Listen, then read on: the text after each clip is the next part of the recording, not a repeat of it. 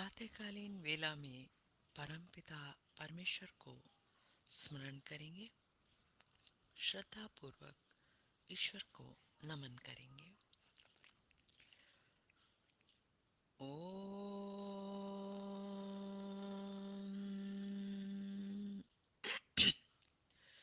ईशावास्यम् इदं सर्वम् यत् किञ्चित् जगत्यां जगत् तेन त्यक्तेन भुञ्जिथा मा कृते कस्य स्वेदनम्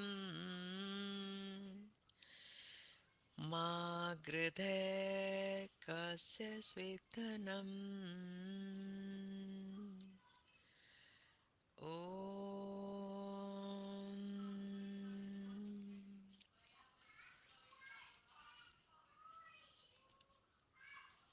आइए सृष्टि के प्रारंभ में दी गई ऋचाओं का स्तवन करें और यथासंभव अपने जीवन को वेद ज्ञान के अनुसार चलाने का प्रयत्न करें। परमपिता परमेश्वर भी हमें यही उपदेश दे रहे हैं।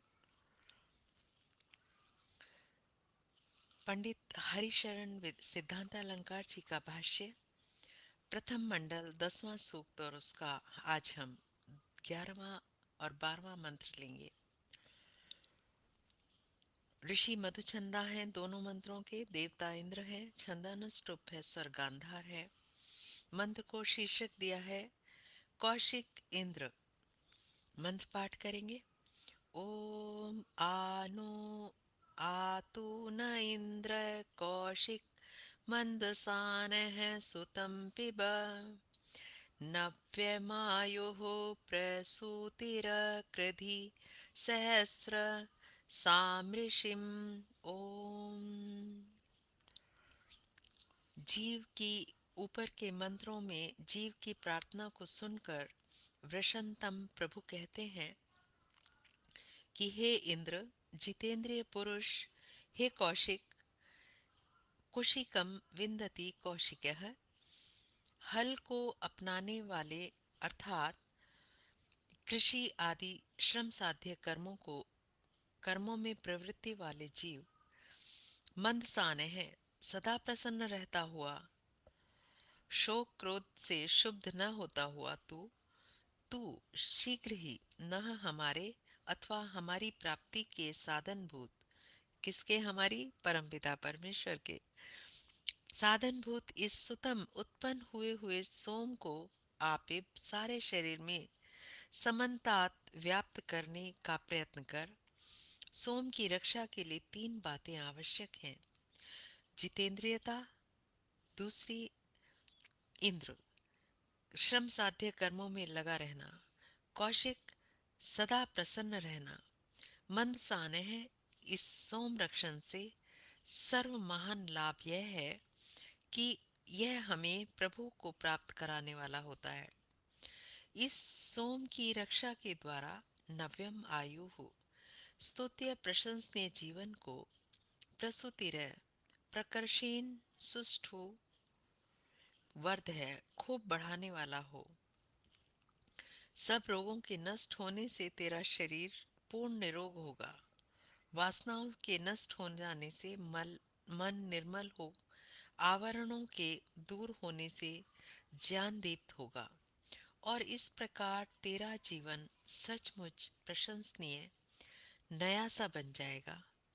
इस सोम के रक्षण से तू अपने को सहस्र साम, सहस्त्र सांख्यक धनों का संभजन करने वाला तथा ऋषिम तत्वदृष्टा कृधि बना, अर्थात सोम की रक्षा के द्वारा तेरी शक्ति की वृद्धि होगी। बढ़ी हुई शक्ति से तू धनों को समुचित रूप से कमाने वाला बनेगा तथा तेरे मस्तिष्क की ज्ञानाग्नि दीप्त होकर तुझे ऋषि कोटि में प्रविष्ट कराने वाली होगी। भावार्थ, जितेंद्रियता, श्रमशीलता, मनः प्रसाद मनुष्य को सोमरक्षण के योग्य बनाते हैं। सोमरक्षण से निरोगता द्वारा जीवन स्तुत्य बनता है। मनुष्य की सुपथ से ध्यानार्जन धनार्जन की क्षमता बढ़ती है और वह तत्वदृष्टा बनकर ऋषि कहलाता है। ऋषि वही होते हैं जो तत्वदृष्टा होते हैं। दूसरा मंत्र, ज्ञान का वातावरण। मंत्र पाठ। ओम परित्वा गिर्वणो गिरमिमा भवन्तु विश्वतः वृद्धायुमनो वृद्धयो जुष्टा भवन्तु जुष्टयः। इसके ऋषि भी मधुचंदा हैं, देवता इंद्र हैं, छंद अनुष्टुप है, स्वर्गांधार है। प्रभु ही जीव से कह रहे हैं, पुनः ईश्वर उपदेश कर रहे हैं मनुष्य को कि गिरवण है, वेद वाणियों का सेवन करने वाले जीव, इमा गिरह, ये वाणियां ही त्वा विश्वतः परिभवन्तु, तुझे चारों ओर से घेरे रहें, यानी कि सुरक्षा घेरा बनाए रखें। तू केंद्र हो, तेरे चारों ओर ज्ञान की वाणियां हो। मनुष्य का सर्वोच्च आनंद इसी में है कि ज्ञान के वातावरण में रहे। ये ज्ञान की वाणियां वृद्धायुम अनु, बढ़ी हुई आयु वाले तेरे दीर्घायुष के अनुपात में ही वृद्धय, बढ़ने वाली हों।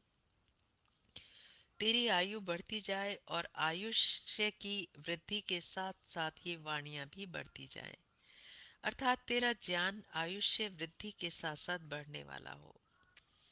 जुष्टय, प्रीति पूर्वक प्रभु का सेवन जिससे जिनसे किया जाता है, वे ये ज्ञान की वाणियां तुझे जुष्टा प्रिय भवंतु हों। तू इनका प्रेम पूर्वक सेवन करने वाला हो, ज्ञान में तुझे आनंद का अनुभव हो।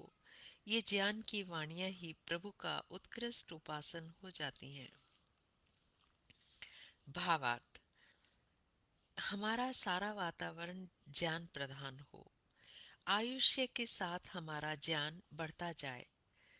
जो जो हमारी आयु में वृद्धि हो, हमारा ज्ञान में भी वृद्धि होती जाए और हमें ज्ञान यज्ञ के द्वारा प्रभु की उपासना प्रिय हो। ज्ञान जैसे जैसे बढ़े, ईश्वर की उपासना भी हम के प्रति हमारी आसक्ति बढ़ती जाए। इस मंत्र के साथ ये सूक्त समाप्त हो रहा है। एक बार सिंहावलोकन करते हैं कि पूरे सूक्त में क्या कहा गया है। इस सूक्त का प्रारंभ प्रभु गुण गायन से होता है। प्रभु को ही हम अपनी जीवन यात्रा की पताका बनाते हैं। विघ्नों को पार करते हुए, कर्तव्य कर्मों को करते हुए मोक्ष रूप अर्थ को सिद्ध करते हैं। दूसरे मंत्र में कहा गया, वेद वाणियों को सुनते हुए। तीसरे मंत्र ने कहा, ज्ञान व यज्ञ का अपने में वर्धन करते हैं। चौथे मंत्र में कहा, प्रभु की मित्रता में निर्मल ज्ञान को प्राप्त करते हैं। जितेंद्रिय व श्रमशील बनकर सोम की रक्षा करते हैं। सातवां मंत्र। 11वें मंत्र में ज्ञान के वातावरण में रहते हुए ज्ञान यज्ञ से प्रभु का उपासन करने वाले बनते हैं। 12वां और अंतिम मंत्र था, अब हमारी सब वाणियां प्रभु का ही वर्धन करने वाली होती हैं। इन शब्दों से 11वां सूक्त प्रारंभ होता है। इन्हीं शब्दों से अगला सूक्त आरंभ होगा। देखेंगे अगले सूक्त में परमपिता परमेश्वर के क्या क्या उपदेश हैं। ओम इति शम। नमस्ते जी, धन्यवाद।